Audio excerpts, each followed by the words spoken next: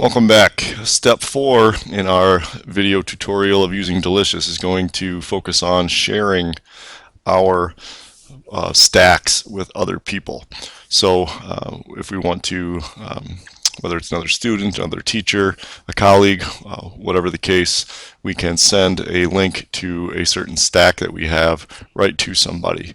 It's very easy to do. So I'm going to go to my stacks here. And one thing to point out here is this says draft. Okay, so when you first create, and this one does not, because if I open this stack, it's iPads and Education, I haven't officially published this stack. So you have to what they call publish it in order to share it with other people. Before you do that, it's considered a private one. You can always go back and edit it and add more to it. That's not a problem. But again, it has to be published. So this was the iPad in the classroom, iPad education stack that we had put 3 links together. So if I wanted to share this with somebody, I would first have to publish that. Okay, now I get a little bit of a different look here. So I could also invite other people to contribute to this stack so that they could add links to this stack and kind of work on it together. But for this, I'm going to put on share stack. So I either can type in an email address and it'll be a link to anybody, or if I know somebody else that's using Delicious and I know their username. Okay, my username is that tmcgann1. So all they would have to do is type in tmcgann1 and it would send right to me. Or if you didn't know the person's name, you could just type in an email address right here. So I will type in an email address.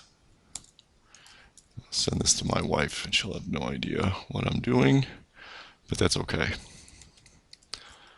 So even if it's something like a Hotmail address. Okay, so we just type in the address. We could separate with a comma if we wanted multiple ones, and we go ahead and click share. Okay, so it could be anybody. So why don't I put in my own tmcgann@d211.org. So I'll share it with myself here. I'll click share.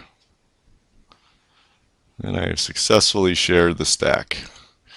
And lo and behold, down here on the bottom, my email inbox is open. So I got a link, an email with the link. tmcgann1 has shared a Delicious stack with you. So we can head out there. So let's see what happens. We click on it and it opens up to that, and I can follow the stack well, we'll talk about following at a later tutorial, but again, this was successfully shared through email.